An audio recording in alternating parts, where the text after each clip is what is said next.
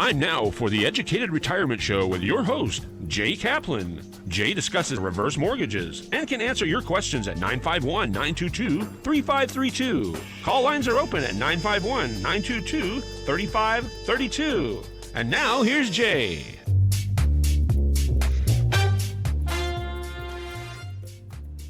Yep, now here's Jay. And first thing, of course, is a happy 4th of July to all of us. That is all of us, okay? So happy 4th of July, and hope we're out for hot dogs and burgers and whatever, and some barbecue, or whatever else makes you happy on any day, let alone the 4th of July. But welcome to the Educated Retirement Radio here on KMET 1490 AM, where we contemplate retirement and how to best prepare for retirement, and how to best stay successfully retired. Remember, you absolutely must meet your retirement needs now. Top off your tank to make it all the way. Oh, I had a small visual for that. I don't know where it went, but we don't care. We'll find it another time. That visual actually came from Tom Hegna, I should say, who is on public television, talking about retirement and that kind of thing. And he will be on the show here upcoming in a bit. But remember, the future is now. And please look me up. And I don't care, whichever you give me first, I'll talk about. Here's the phone number, 966-533-2233. 966-955-2233 or 866-955-2233. But you can see it more than you can hear it from me. Website is right there. The Educated Retirement Radio is the name of the show and also the name of the website. Hello. And so is drheckham.com. And Doctor is short for Guru, and Heckham is Home Equity Conversion Mortgage. And remember to, I don't know, I can always do this. Remember that I do have the prescription for you for a great retirement, no matter what your financial situation, family situation, etc., no matter what it is. So give me a call, okay? Look me up at that website or just email me at bestloantoday@gmail.com. That's one loan because it's one at a time that I concentrate on. bestloantoday@gmail.com. And when you're there, be sure to check out the YouTube channel for all the older shows, the shows coming up. And of course, don't forget KMET has its television channel, and you get to it directly through my website. Also, about halfway down there where the YouTube click thing is, click through is, there's another one there for YouTube. So there's lots of professionally written information, videos, all kinds of good things on that website. So go to it, okay? theeducatedretirement.com or theeducatedretirementradio.com or drhecm.com. My day job, which luckily I do have, is a loan officer at the Loan Source, and my NMLS number is 384565. Department of Real Estate is 792630. And today is a wind-up for 4th of July, of course, but it's also National World UFO Day. And I want to believe. These are the words from Fox Mulder, our hero from X-Files, who convinced us that the truth is out there. I guess in real life, Fox didn't believe in UFOs, but so be it. Today is World UFO Day. It is Awareness Day for people to gather together and watch the skies for unidentified flying objects. I think you should watch the skies anyway. The goal of the celebration is to make known the undoubted existence of UFOs and to encourage governments to declassify their files on UFO sightings. I don't know if anybody watched that thing on all the Discovery channels the other day, but it was pretty good. Sometimes Josh Gates gets to me a little when I watch it because he's a little bit self-important, but it was a very good show. And UFO stands for unidentified, so we're not saying what it is. It's just unidentified. And when we stare into the stars late at night, someone or something is certainly staring back. I think you should look at the skies anyway, because there are so many unanswered questions about life, existence, and I think the answer is out there somewhere. And it includes us, but you got to look at all of it. So UFOs have been the stuff of legend for centuries, but it wasn't until 1950s that flying saucers grabbed national and international mainstream attention. You remember NASA Nelly last week? It was last week, wasn't it? Talked about Arnold. What's his name? Whatever his name is. I think his last name is Arnold. Yeah. Right? You don't remember either, huh? Okay, good for us. We're both getting old, or are old. And since then, they have captured the minds of old and young alike. Many see the holiday as a way to spread knowledge Kenneth Arnold? Of knowledge and awareness of UFOs, making their case for existence and hoping to make believers out of the skeptical. Let me just stop right there, show you some books we have. I don't know why there's... Oh, this is... Oh, that's the old one, yeah. Just to show you how browbeaten this is. I don't know what this paper's doing in there, but we don't care. Richard Dolan is one of the best people to listen to watch, to whatever. Met him a few times.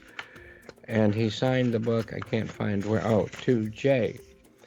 The very best. He was very 7/31/2011, 10 years ago. Wow. Anyway, that's where he signed it. He was very impressed at how browbeaten this was, which means it was read many, many times. Here's volume 3, which takes you from 73 to 91. He also signed this one, and it's here. Oh, there we go. Oh, this is to Jay and Kathleen. May we all call them together. This is also the same date, because I had both. Anyway, volume 1, volume 2. Here's a little more funky stuff. Nice picture, though, right?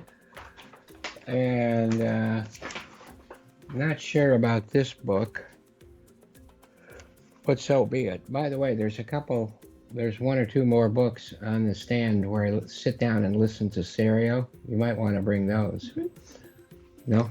Anyway, now these two are by George Adamski, who I think is a real fake. He may not have been at first, but, he was a big-time guy at those 1950s events out at Big Rock, out in the desert.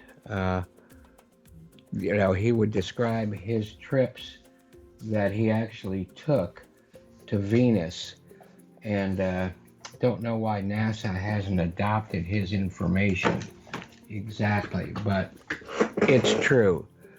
They haven't, and I have a feeling they probably won't. But why is this in July? For many, this represents the anniversary of the famed incident that, that's right. That happened in 1947, the crash at Roswell, New Mexico. And NASA Nelly will be chiming in on that, I believe, a little bit later. Oh, here is Utah, and I don't know if anybody out there is watching the show on Skinwalker Ranch, but I find it very, very interesting. It was also where Bigelow did a lot of his NIDS, or those. This is cool.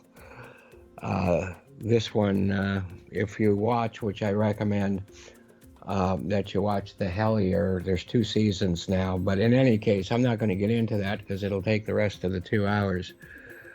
But anyway, it gets into Alan Greenfield and that kind of thing. But the crash at Roswell is something we will get getting into a little bit more. And as I was saying on Skinwalker Ranch, the government did spend that part of that ATIP program was spent at Skinwalker Ranch. So things are definitely happening there that don't happen just everywhere. The claim is that indeed there was a UFO that did crash, and the fact that the government has been covering it up ever since. How to celebrate? Welcome to Earth Party. Unfortunately, I kind of remember that from the first part of the movie Independence Day. Didn't work out that well. And of course, the 2 movies we're going to be watching over this weekend are Independence Day and Jaws, of course. Alien and UFO costumes are simple and funny. Serve alien cupcakes. Remember to serve man from the Twilight Zone. Anyway, with green icing. Moon pies. Oh, I'd like to have a moon pie right now. I haven't had one of those in a long time. Mars or Milky Way bars, also very good. I like the Milky Way's one. Starburst taffy, sun chips. The food possibilities are endless, and so are decorations. Or you can have a UFO movie marathon starting with Flash Gordon or Mystery Science Theater 3000, which I love. Or Alien, the thing from another world, Forbidden Planet, the list goes on and on. Some of those are funky, some of those are not. Forbidden Planet is not funky. It's really, well, we've talked about it so much.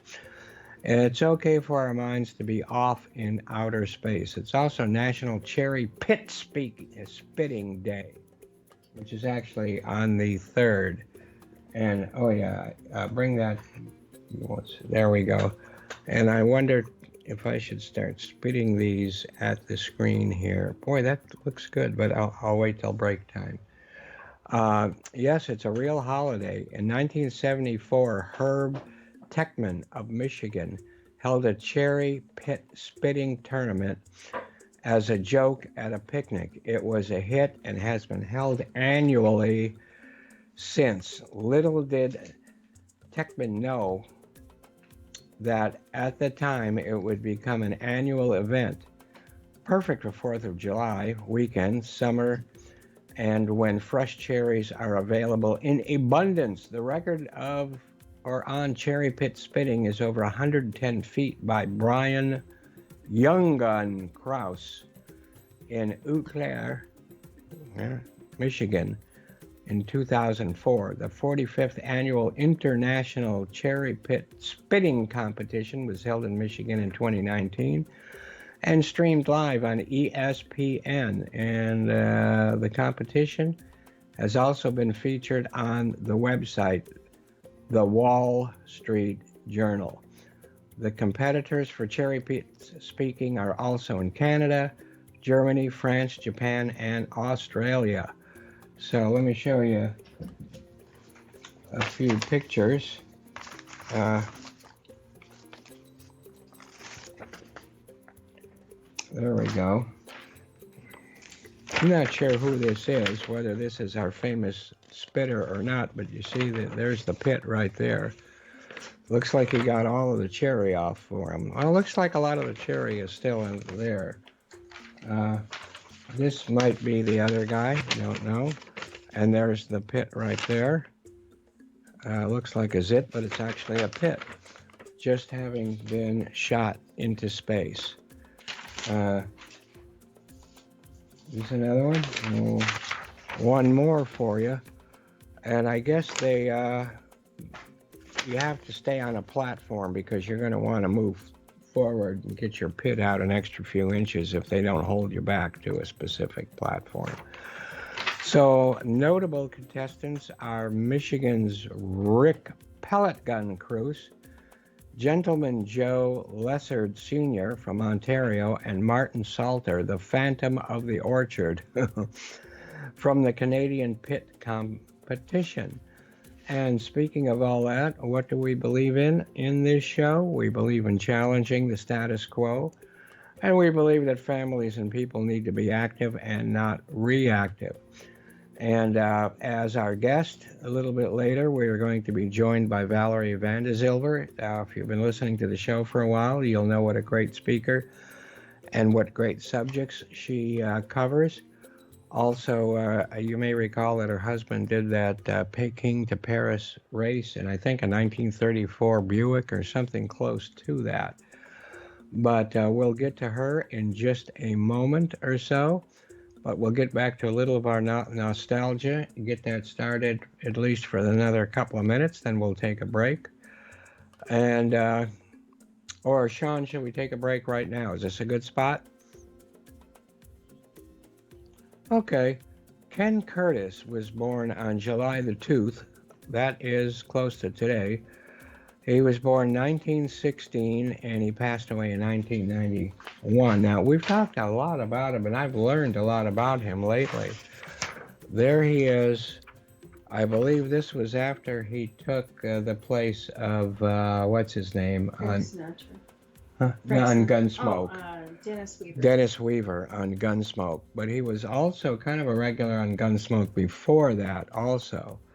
But he also, not only did he take the place of Dennis Weaver, he also took the place of Frank Sinatra when Frank Sinatra couldn't make it or was sick for singing. So there he is, still kind of a cowboy outfit, but a bit younger.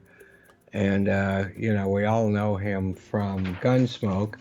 And here is the famous Gunsmoke man himself as the, quote, carrot from The Thing. And I'm sorry, world, I still like the original The Thing from Outer Space, or whatever, The Thing, rather than the, what's his name? John Carpenter. John Carpenter version. Although I just bought, on Record Store Day, we just bought the soundtrack written by John Carpenter and his buddy for Village of the Damned. But that's another story. So Curtis was an American singer and actor best known for his role as Festus. Festus, that was a kind of Hagen. Yeah, that's a good name. On the Western TV series Gunsmoke, Curtis was born Curtis Wayne Gates in Lamar, Colorado, and lived the first 10 years on a ranch. The family moved to Bent County so that his father could run for sheriff, just like Gunsmoke, Sheriff Dillon. The campaign was successful and he won. The family lived below the jail since the jail was the whole second floor, and his mother, Nellie Sneed Gates, cooked for the prisoners. Curtis was the quarterback of his high school and played the clarinet in the school band. He served in the U.S. Army from 1943 to 1945, which was a pretty hot era. After the Army, he attended Colorado College to study medicine, but later pursued a musical career. And Curtis was with the Tommy Dorsey Band in 1941 and succeeded Frank Sinatra as vocalist in that band until Dick Himes contractually replaced Sinatra. It was Dorsey that suggested he change his name to Ken Curtis. He joined Shep Fields and his New Music, and then the Sons of the Pioneer as lead singer. Wow. Sons of the Pioneer, pretty famous. 1949 to 52, his big hit with the group was Ghost Riders in the Sky. And there's a picture of him as a part of that group. That group is Sons of the Pioneers is pretty famous. Records are really good. Some of them are worth quite a bit of money. He signed a contract with Columbia Pictures and started in musical westerns and later teamed up with John Ford and John Wayne in Rio Grande. He did several films, westerns, dramatics, and even low-budget monster movies in 1959. and that would include the killer shrews and giant Gila monster. And we're going to show some of those visuals on that when we come back, because it's now time to take a break. So we have more nostalgia, we have more good tips, and we have Valerie Vandezilver coming up. So take care, stay tuned, don't go away, and take it away, Sean.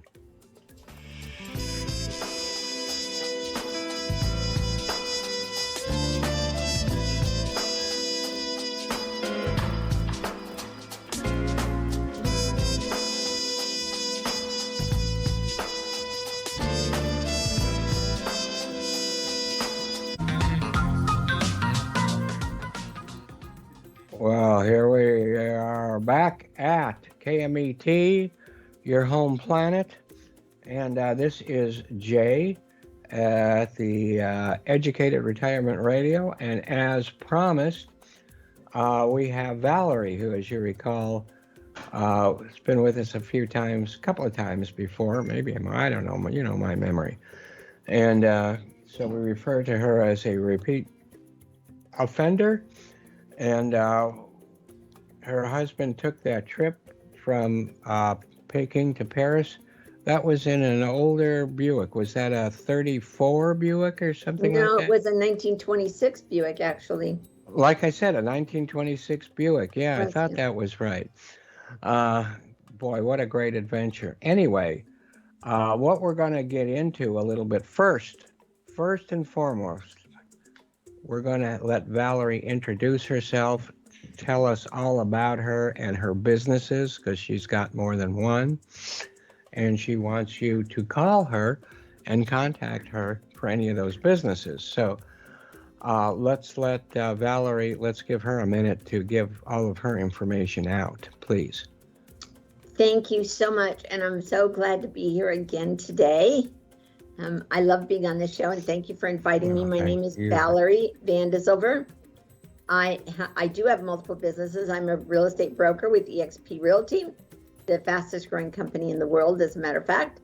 And I also have a mortgage, I have my mortgage license, and I also have a property management company, and I manage vacation rental properties.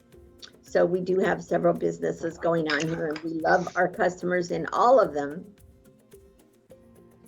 And they love you, right? I hope so. That's the plan. That's the plan. So how you can reach me, of course, is by my telephone, which is 714-334-9156, or my email, which not very many people email anymore, but if you'd like to, you can, at Valerie@valeriev.com.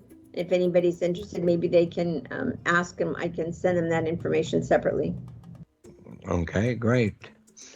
And with that, this is on the eve of the 4th of July. Today is the 2nd of July. And I'm not sure whether a lot of people are celebrating. I guess some people are celebrating on Sunday, some on Monday. So whatever. It's still Independence Day. So let's get into the area of being independent. What do you say, Valerie? I think that's a good topic for right now for a lot of reasons. Not only for our country, but for us as individuals. And I'm sure that you would, and our listeners would agree, that the best thing is to have options. And when you're independent, doesn't mean you have to live by yourself to be independent, but when you're able to make your own choices, that's really what is independence. When you can choose your options, choose where you want to live, who you want to live with, and what you want to be. So I think a real key to all of this would be just help our listeners decide what that would mean to them, how they could bring independence into their own life. Yeah, and one thing about living in this country is normally, we can actually do it. We don't just think about it. We can think about it, but we want to do it. We actually can, as long as it's legal, and most things are. So, we are lucky in that respect. Well, and right now, if they're not legal, they're still permitted, aren't they? Seems like it, doesn't it? But yeah. So, how how have your businesses been going along here? They've been, and the real estate market, and let's get into all of those things and all of it, how it relates to independence too. Business has been good. One thing that's important to note for us is that Disneyland has opened. Now you're talking. Yes, now we're talking. So that's not only important if you want to go to Disneyland, but even if you don't want to go to Disneyland or you don't want to go right now, what's important is that now we have choices. We have choices. If you wanted to go to Disneyland, you could, and that's really, really important. So it's good that people know that. And even if you don't want to pay to go to Disneyland, you can always go to Downtown Disney, which is free, and just go to the shops and eat and watch people, which is always a fun thing to do. But what just that be means, sure to buy something, anything, Absolutely, even if it's cheap, because then the parking is free. Otherwise, it ain't free. Absolutely, absolutely. So that's important, and it's important to us as a state that now we have choices. We can go out and be around and do things if we want to. We don't have to wear masks, thank goodness. I felt Although for me, it definitely helped my looks to wear a mask, but I'm glad we don't anymore. Yeah. Not in most places. Public transportation, yes, and things like that. When I go shopping now or supermarkets and things like that, they'll have a sign saying, if you've been vaccinated, no need to wear a mask. Otherwise, please wear the mask. And it's just up to us to self-police. But I hope we are. That's right. That's right. So we do have options. So finally now we can choose whether we want to wear a mask or not.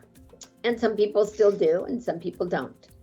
So usually, when I'm not wearing a mask, I usually tell people this is a mask, and that's why. Don't get shocked, But anyway, I'm sorry. Go ahead. No, that's quite all right.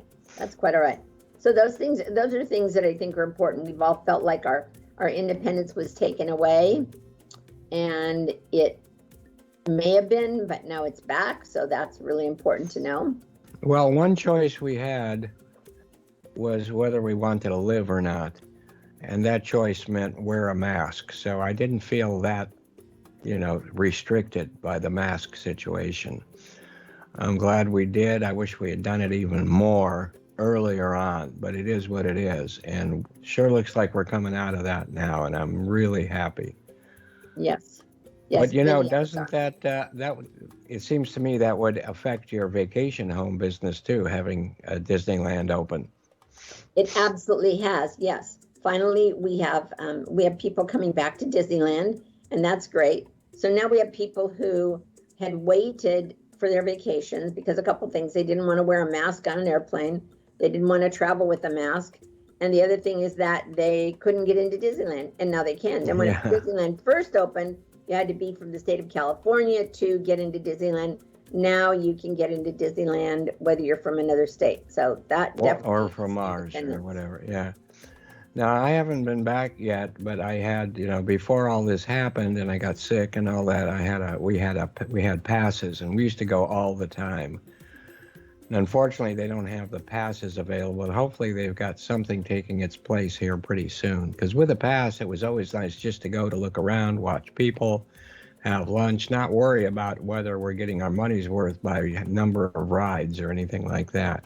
Right. But overall, it's not as expensive as some people complain about, because look what you get. You get the best entertainment company on earth entertaining you when you go there. They call them Imagineers, some of their engineers and things. And it's true. I mean, it's just amazing to be there and to take part in the shows and the other things they have going. So with or without a pass, we'll be going soon. Well, the other thing is that now in Florida last night, they started with the fireworks at Disney World. Uh-huh. And I don't think we have fireworks yet, but if they did it in Florida, maybe we'll have them soon. From what I've read, because, I get Disneyland emails because of, having been a pass holder, I believe it is supposed to start on the 4th of July. Oh, how exciting. And then it will continue after that. But I know, where we live, we hear them every night, and you can set your clocks by it. So you can. Yeah, we can too. We can too. So the 4th of July will be nice. We can watch the fireworks up and down the coast and inland. And so it's nice to be able to see them at Disneyland at night. It'd be nicer to be there, but in the meantime, you can see them from our house. Yeah, and yeah, same here. And, you know, but we're probably a little further away, but you know, and you can hear them. And yeah, and that's why, you know, I love them. I love fireworks. I'm a fireworks junkie, but I don't get much of it. I remember when I was a kid doing it in the street, and sometimes I think maybe I should drive to one of those cities that makes them. Speaking of independence, I can drive to one of those cities where they are, where they're legal, and look for a block party or something, and bring a box. Yeah. Well, yeah. And now I think they're still legal in Costa Mesa, Okay. so you can look there. Not in Newport Beach, but they are No. in Costa Mesa. And I don't know about the other cities, but definitely. I All know of that. Santa Ana is a yes. Right. So, you know, there are places, and you know, of course, it goes well with hot dogs too. We're planning on barbecuing hot dogs Sure. on that day, and I love barbecued hot dogs. You know, Do you? yeah, I like to boil them usually, but even if I'm putting them on the barbecue or whatever, I still boil them first because I think they soak up. You know, they get plumper like I used to be. Oh, they do. Remember how plump I used to be?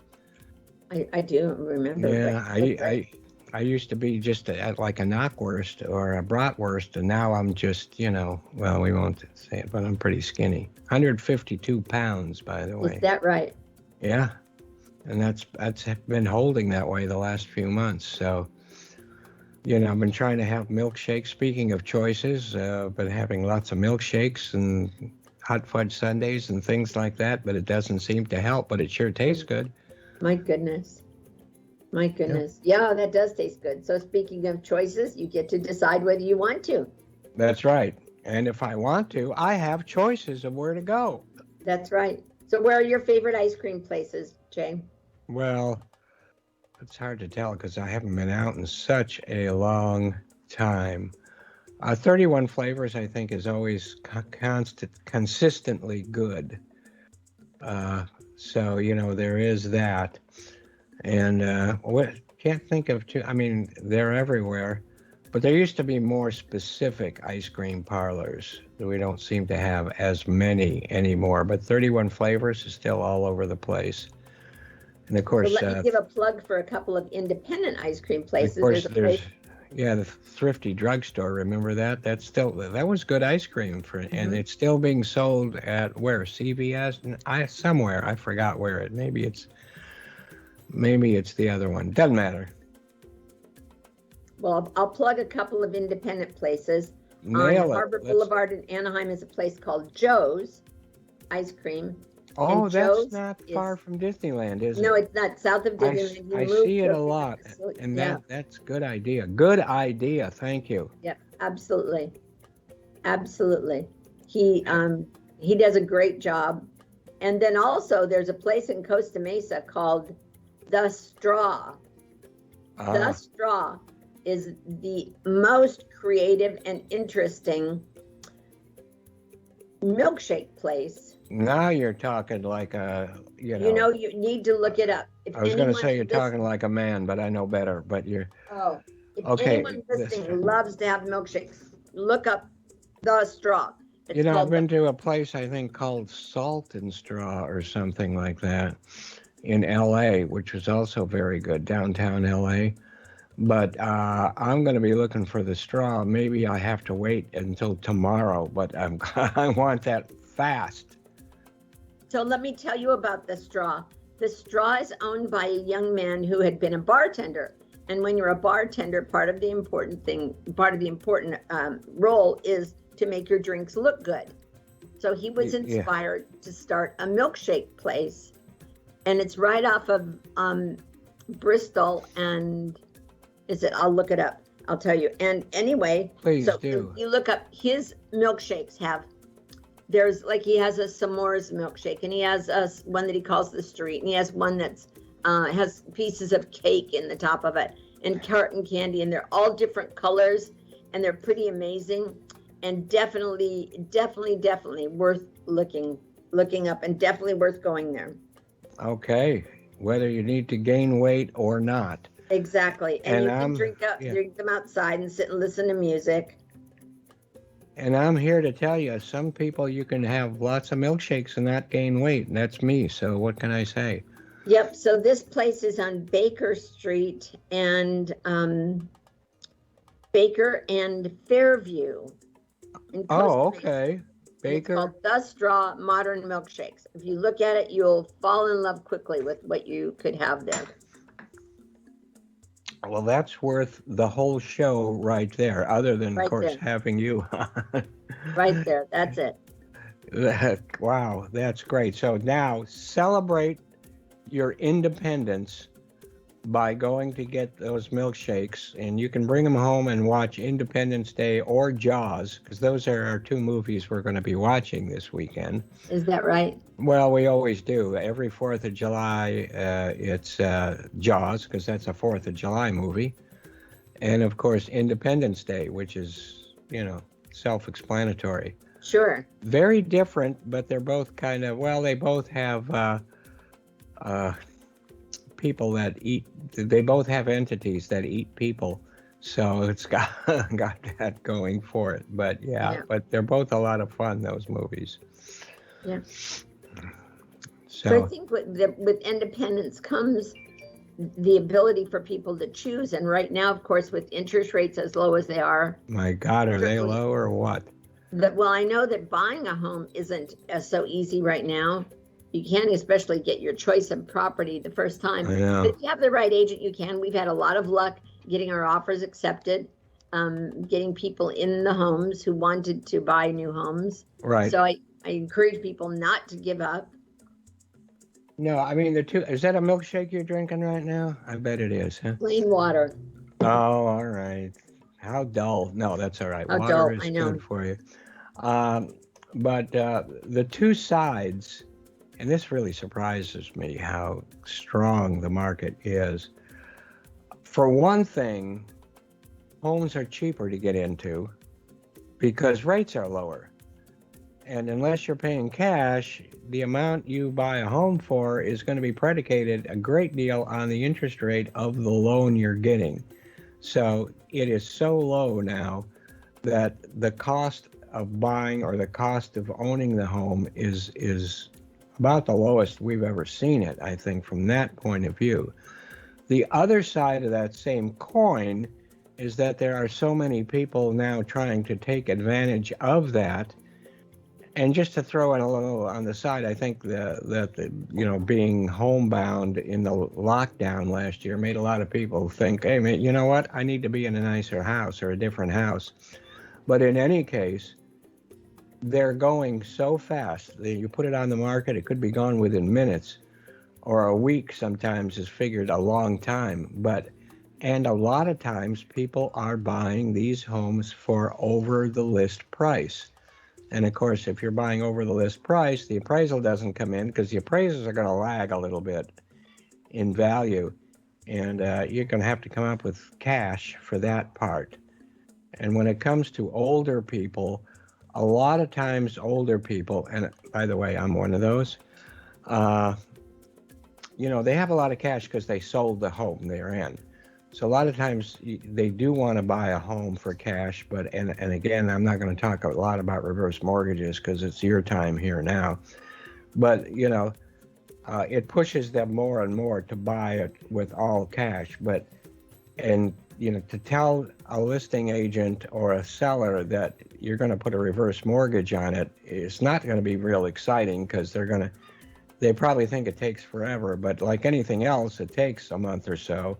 And these people can still pay cash, and then a week later we can start a reverse mortgage, or a day later we can start a reverse mortgage, and they can get more than half of their money back that they can use to buy other homes, or increase their legacy, increase their family's net worth, and that kind of good thing. I think people don't realize that, so that certainly is something important to get the word out Yeah, and I think some realtors, I mean, if some realtors knew that, it might be a little easier for them to actually sell a home for all cash because you can tell the client that, you've got a really good chance of getting a lot of that cash back in a month or so, and here's how. Right. Yep, absolutely. Absolutely.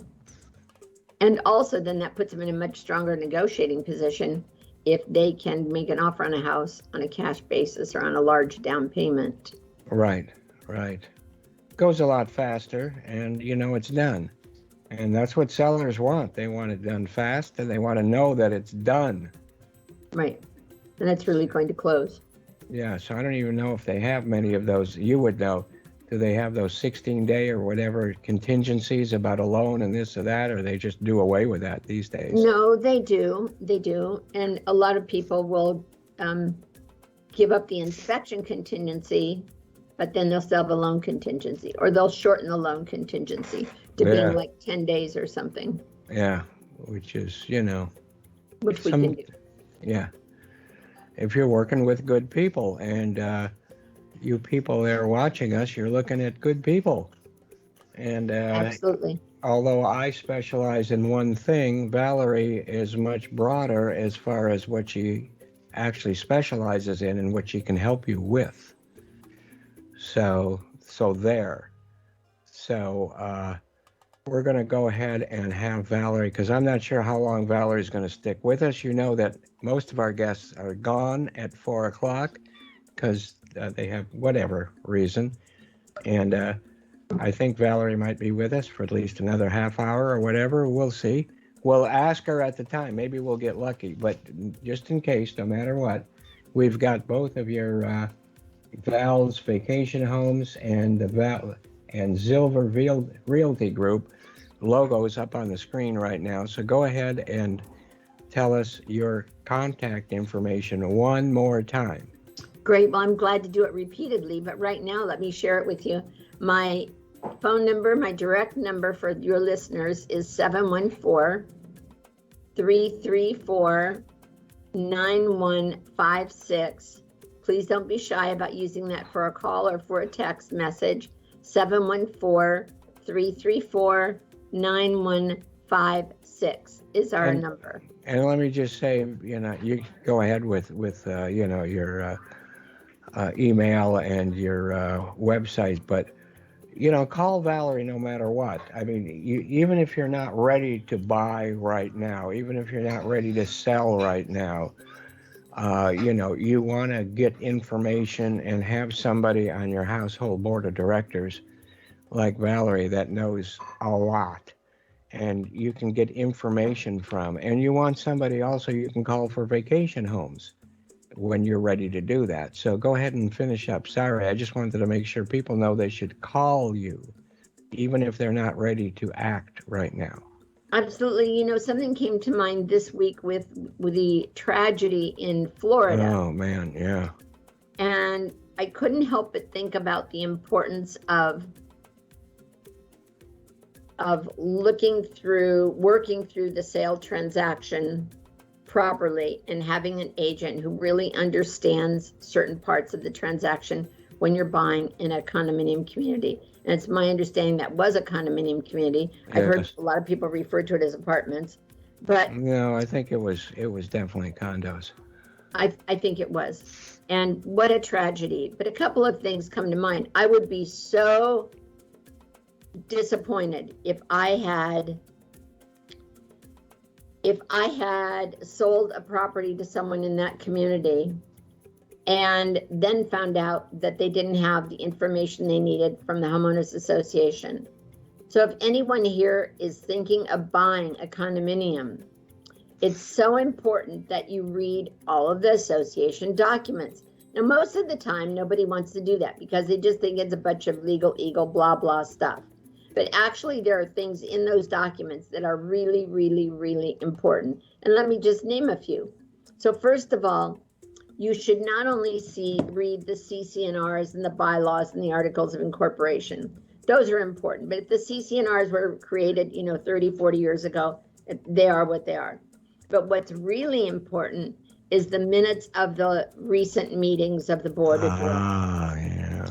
And most of the time, these documents are just given from the escrow officer to the buyer in a yellow envelope. The buyer never reads them, doesn't know why they need to.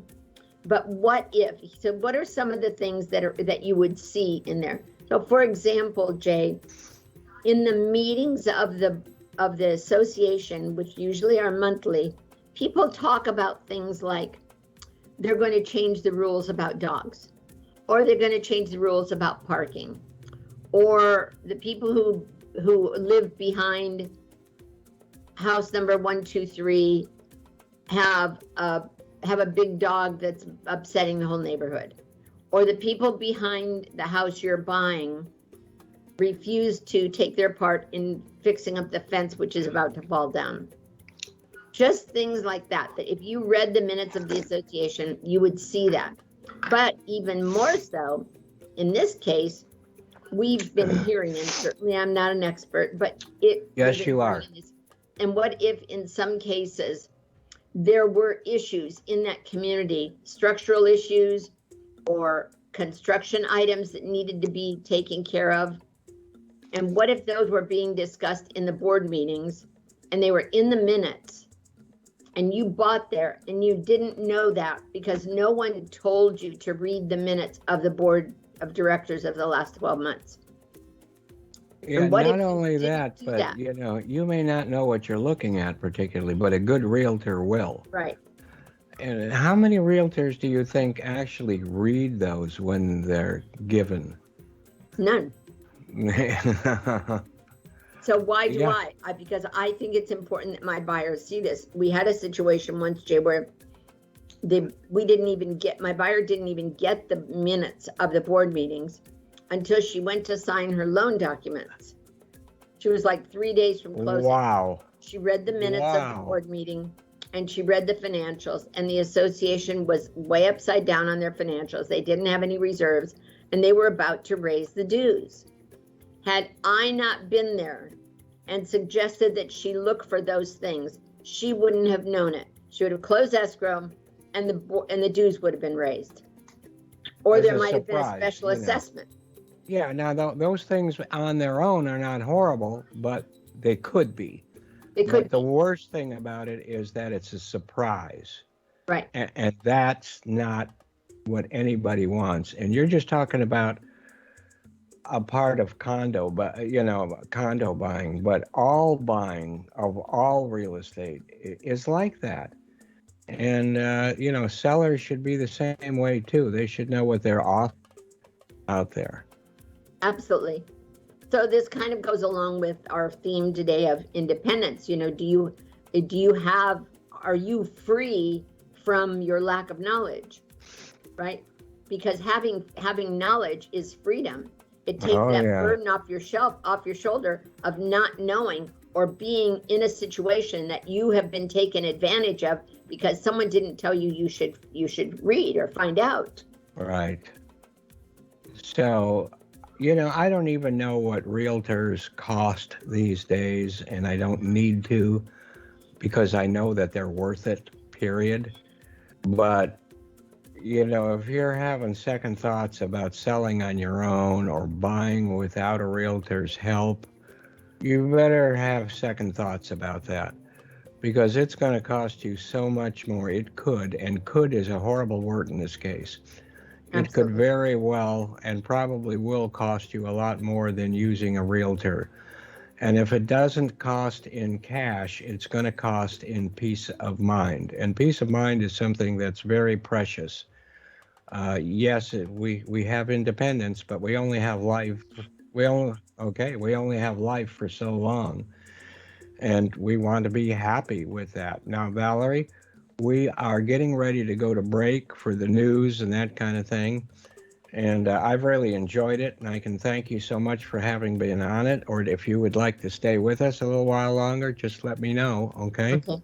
All right. We can stay a little bit longer. Okay. So you will be here. We'll give it a little break and then we'll continue. But I'll tell everyone they're listening to The Educated Retirement here on KMET 1490. And this is only the first half of this exciting show. And what makes it exciting? Me? No. Valerie? Yes.